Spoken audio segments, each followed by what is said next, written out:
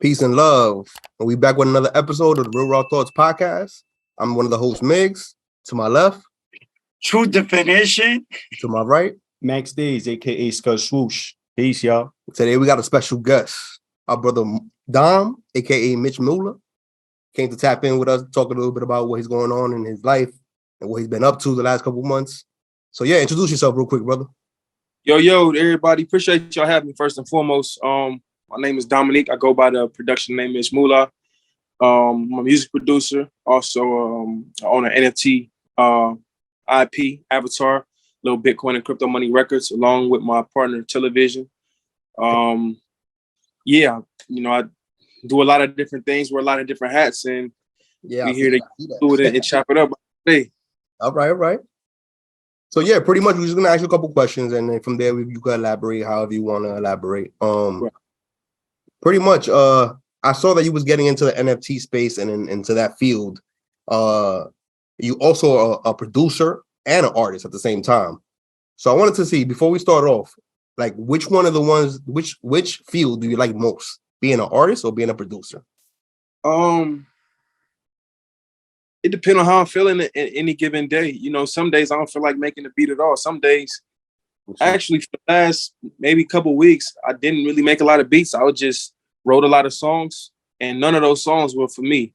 I was getting different ideas. I just recently had a session in LA. I came back from LA this morning, and I was working with London on the track, and I was producing. I wasn't doing any songwriting. So it really depends on, how I'm feeling and who I'm in the room with. And depending on that, I just wear one of the hats. If I got an engineer, I'll engineer. I'm also a platinum engineer, mixing and mastering engineer. Yeah, so that too. Yeah, it really depends. I look at it all like the same thing, though. I don't look at it as like they different things. It's just, you got. Imagine you had like a ring for each finger. You just decide I don't want to wear this one today. I want to wear this one. That's how I look at it. Okay. All right, man. Yeah, definitely. I appreciate that answer. So I wanted to ask on a personal level, like who were some of your influences, or what were some of your influences growing up? I know it could be like me, myself. I'm influenced heavily by like movies and books and things of that nature, and artists as well. I follow music heavy. So like speak a little bit on that if you can. My biggest influence is my mother. She still is. She's Superwoman, Okay. She came to this country from Guyana. She came here on a boat, no resources, no anybody. Came here like a lot of people did back in the 80s, that way.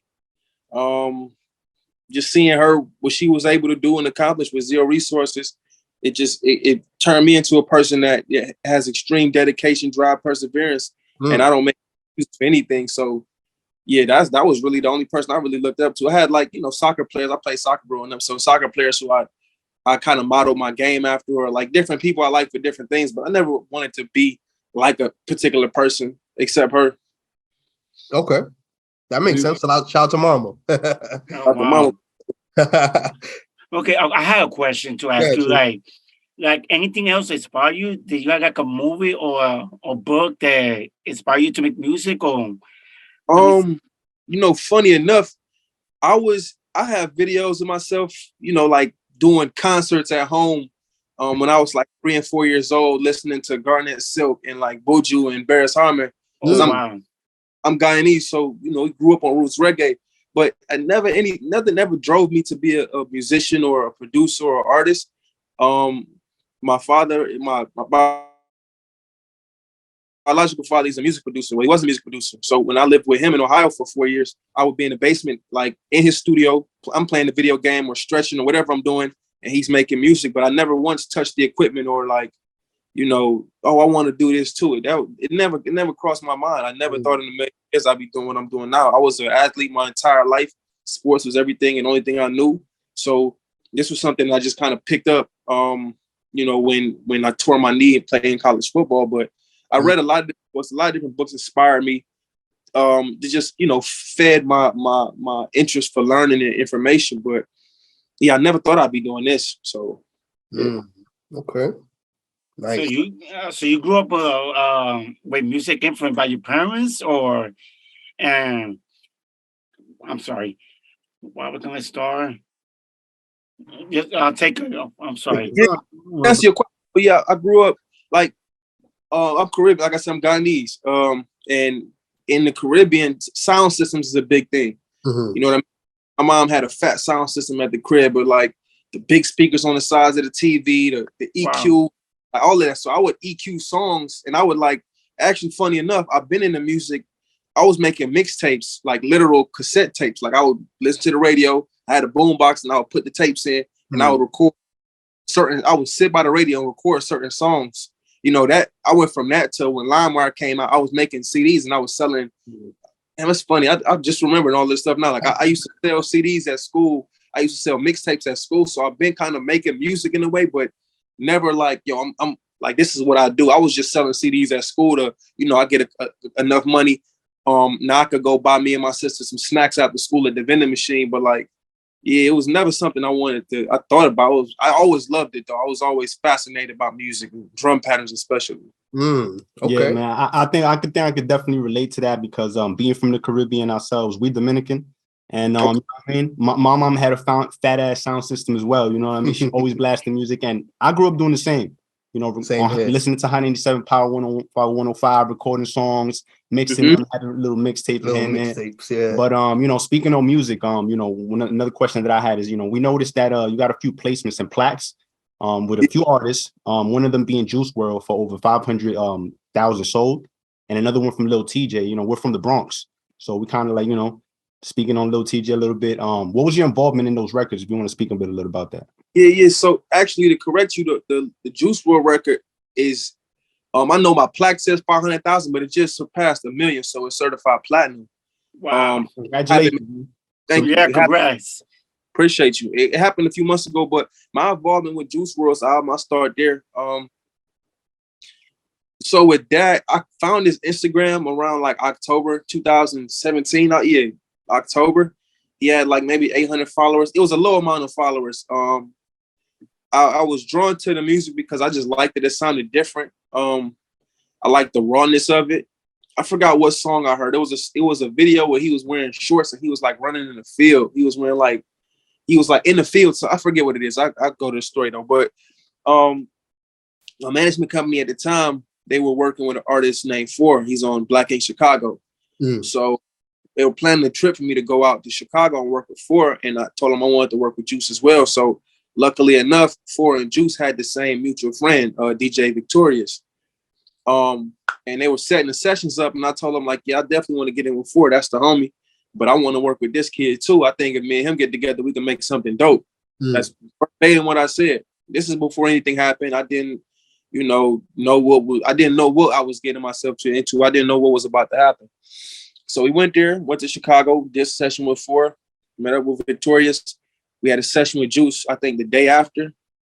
And when I worked with him, it was interesting because I played a beat. He liked the beat. He said, load it up. And he went in there and freestyled the whole song. So I'm thinking, man, we about to do a whole bunch of records. And that was crazy. He just freestyled a whole entire record like that, which was mind blowing. Like the same thing you see on YouTube is what he went in there and did. Then he was like, all right, scrap it. I'm going to do it again. I'm thinking like, what part of this didn't he like? You know what I'm saying? Like, to me, scrap it. Like, I'm like, okay, so I saved it and I just, you tuck it down, just save it somewhere. He did a whole nother freestyle of a whole nother song, different concept, different topics. And I'm just like, what the hell is like, I'm looking in there like, is he on his phone? Like, where's the song coming from? Like, he just did the whole song, hook and everything. He's like, all right, scrap that. Yeah, I scrapped it. Well, I saved it again. He did that about like 20 or 30 times with like 30 different songs. So I was just the point in the session where, people just kind of started to laugh. Like, it was like comical because he would be saying such catchy, like mind-blowing things. And to think like he's freestyling doing this was just like, it was absurd. And we ended up just going with the last verse that he did. And that was day one.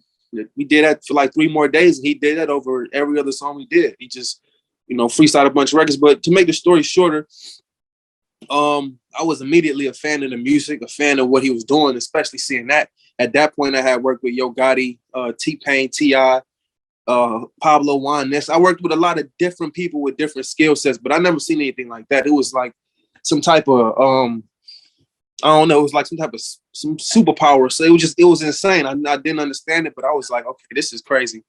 And then I got back to New York. Everything was kind of chill. And then he got signed to Interscope.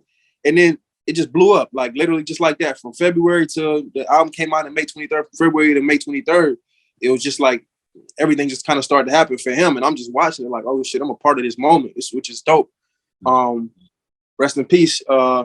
You know, I'm grateful to be a part of that moment, and you know what that did for music at the time, because I think that right there, what he did, opened a lot of doors for other artists that may have had the same or similar story, but they just didn't have a platform because nobody brought it to the level that he did.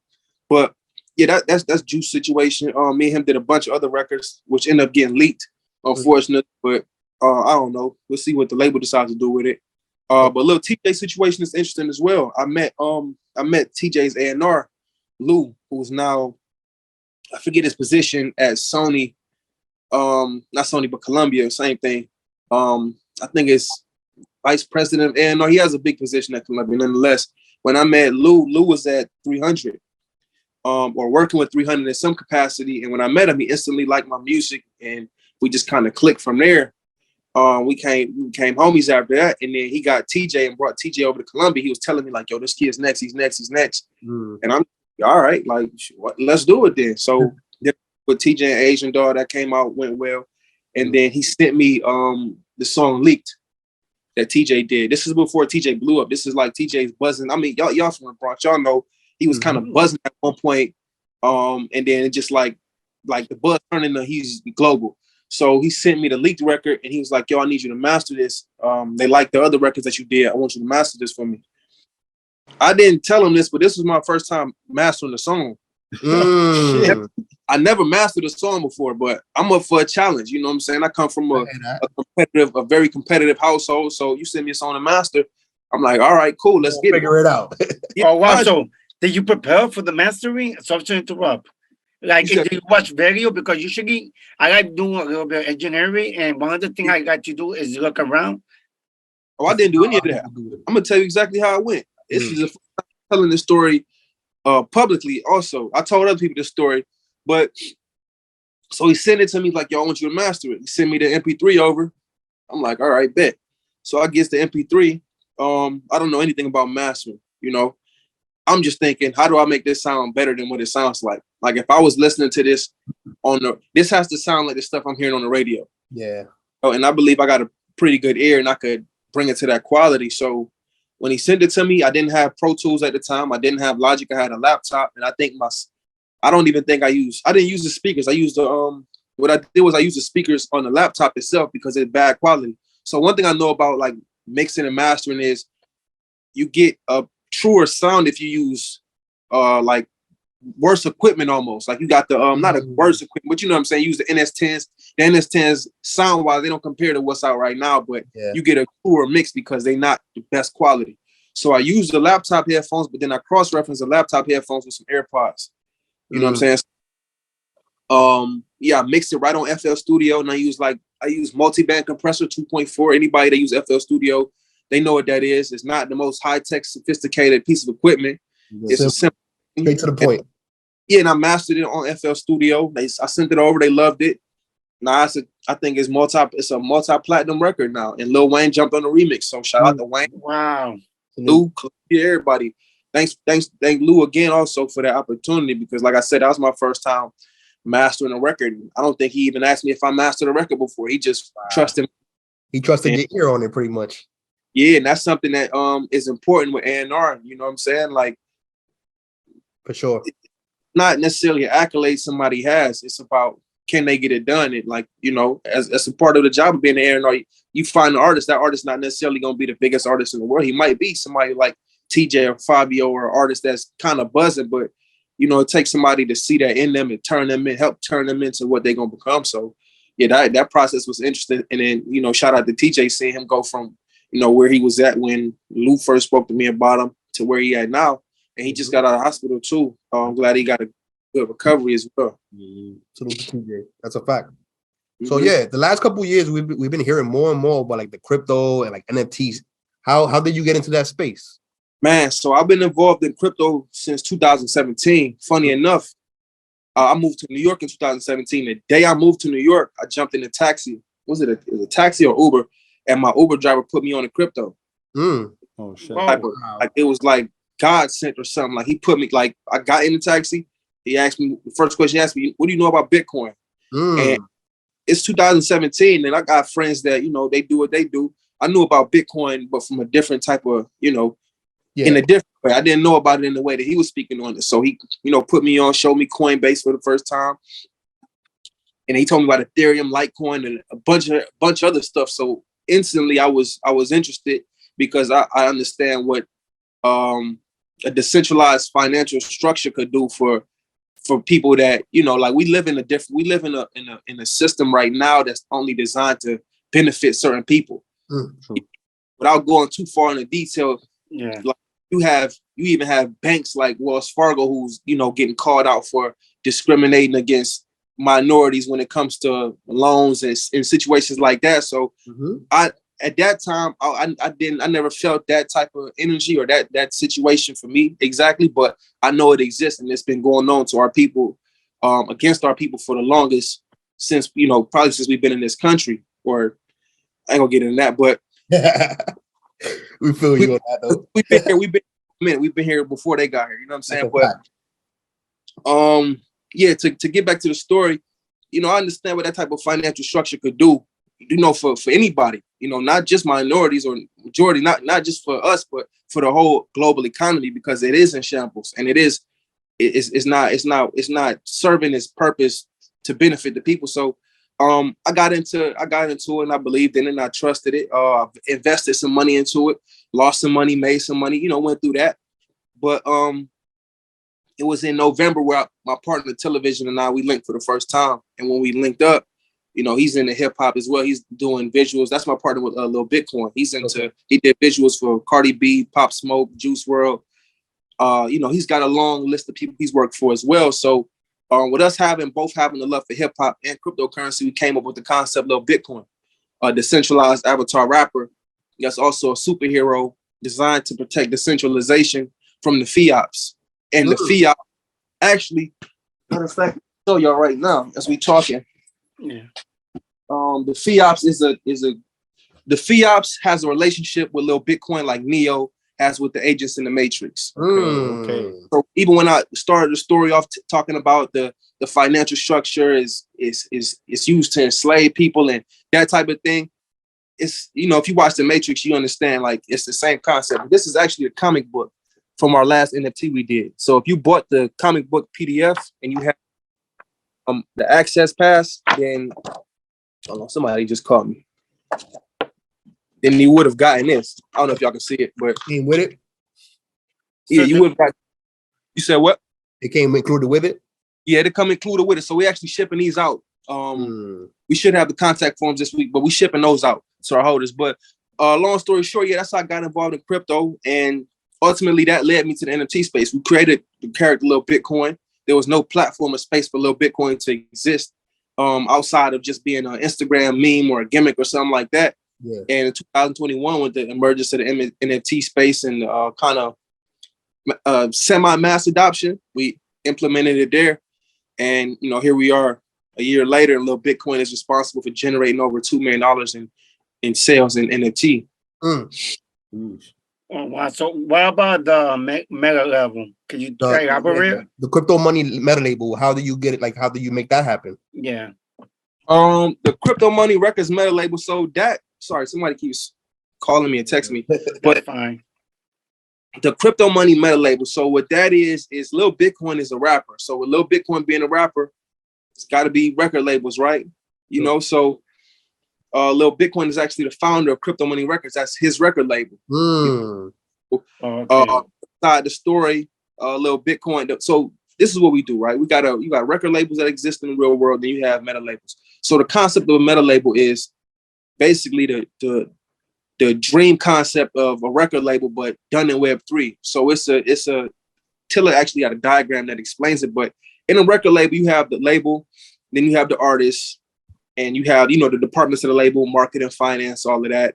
And the only people that really win, and when I say win, I'm talking about equity and ownership, mailbox money, is the labels.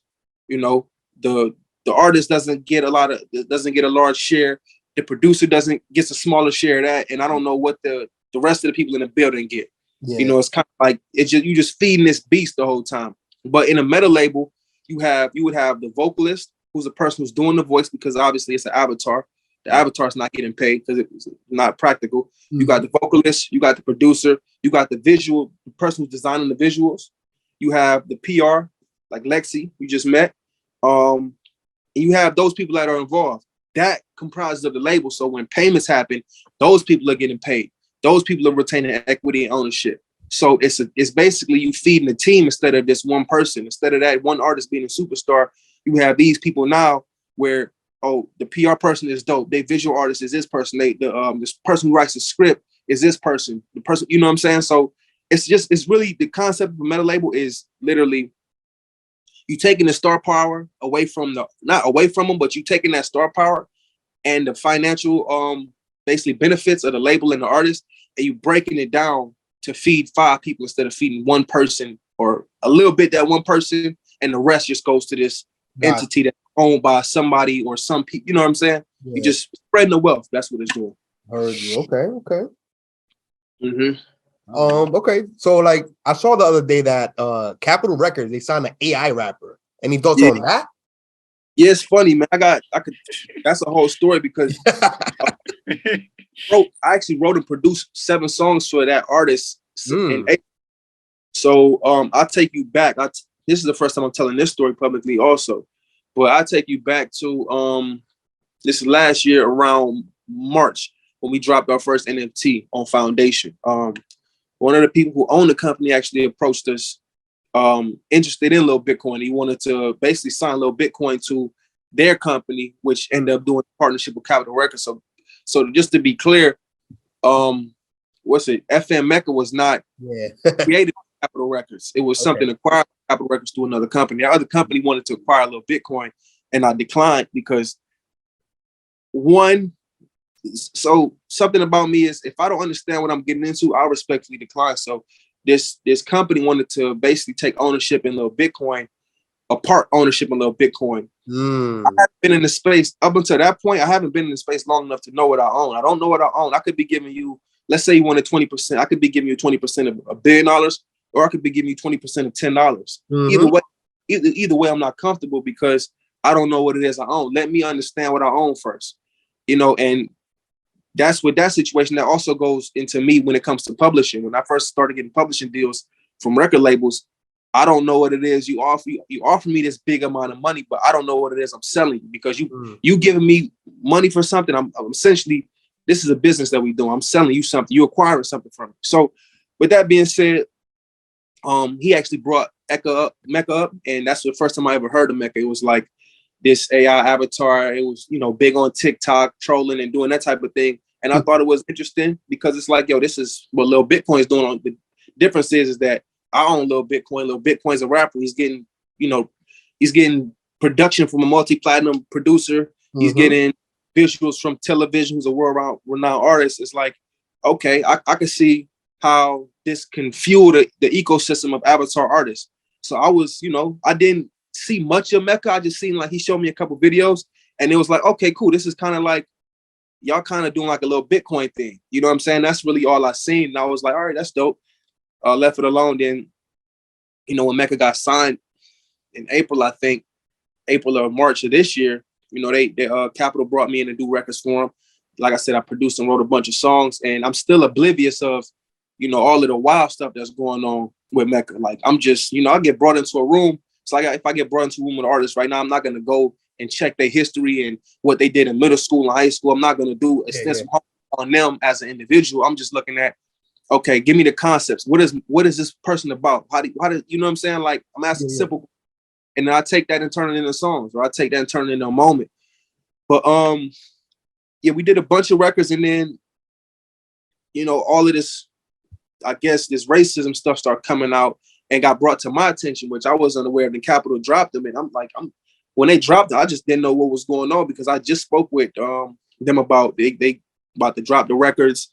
They're going to put the records out. So I'm not really understanding like, okay, what the hell just happened? Because I just seen the announcement of the day and y'all dropped them like the next day, So I got some friends that live on the internet. You know, they all in Reddit, they all on the blog sites and all that. I don't live my life like that, you know, but shout out to them though, because they give me the information. So they sent me a bunch of videos and just a bunch of stuff that I was just kind of alarmed by. Like, damn, I didn't like, what the hell is this? Like, why would you even do that? You know what I'm saying? It was like one of those moments, like, why the hell is that even something you would do? Like, why are you planning on that? And, you know, instantly I was just like, damn, that's, you know, it's crazy and it's unfortunate, but, you know, Capital decided to move how they decided to move. Yeah. And one thing I don't want, though, is like, and it's kind of been going around, is like, people are now setting that as a standard. Like, this is what Avatar artists look like, or this is what's going on with the Avatar space, when it's anything but the truth. You know what I mean? Like, that's one situation. That's not all of them. You look into my project, Bitcoin and Crypto Money Records, you know, I own the company. I'm the face of the company along with Television. We have, you know, history in music for years and years. And I'm also like, Lil Bitcoin is of the culture. We doing this the right way. And that's been our motto from the jump. Is like, we gonna bring, and that's not to say they was doing it the wrong way, anything to bash them. Whatever happened with them, that's on them. But you know, we take responsibility of bringing hip hop to the metaverse in the most authentic way possible. You know, salute. And yeah. All right, Dom, appreciate that, man. I just got two-part question. We're actually running out of time here. First part of that question is, where do you see yourself in 5 years?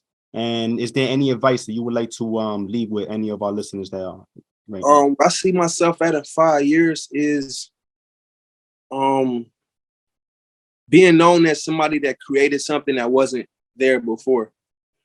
Being known as somebody that that is a pioneer of their field and their industry. I really just see myself accomplishing a lot of things that I set out to do. I couldn't, you know, 5 years is a long time. I got goals this year, and my immediate goal is to focus on these things. So I know if I focus on these things and land them, I really don't know where I'll be 5 years from now, because 2 years from now, I didn't think I'd be doing this. Last year around this time, I didn't think I'd be, you know, even in NFTs this deep. You know, the project kind of blew up. So I'm really interested to see where I'll be 5 years from now. It's going to be somewhere, though, for sure. And any new drops about to drop? Anything? Oh, yeah. I got a lot of placements that I'm a part of production wise outside of you know, Web3 and NFTs and crypto. A lot of cool stuff coming out, and I'm grateful to be on. But as far as NFTs and crypto go, we got chapter 2 of our NFT collection coming out in, I want to say, early October. Okay. And then we have a huge collaboration NFT mixtape, which is going to be the first of its kind. That's going to come out maybe November or December. I can't wait for that one. I just got the call yesterday that confirmed it. Now we just locking in the details to make it happen. But that was going to be special. Y'all going to hear about that. I mean, we're going to chop it up until then, but that's the one that I'm sure. Oh, and one last thing. Any advice do you have for our listeners just before, because we almost running out of time? You can try to keep it to like 1 to 2 sentences, you know, whatever you want, just any piece of advice. So anybody chasing their dream. Go hard, don't make no excuses, don't feel sorry for yourself, and believe in yourself. Real talk. There you go. Salute. We appreciate your time, brother.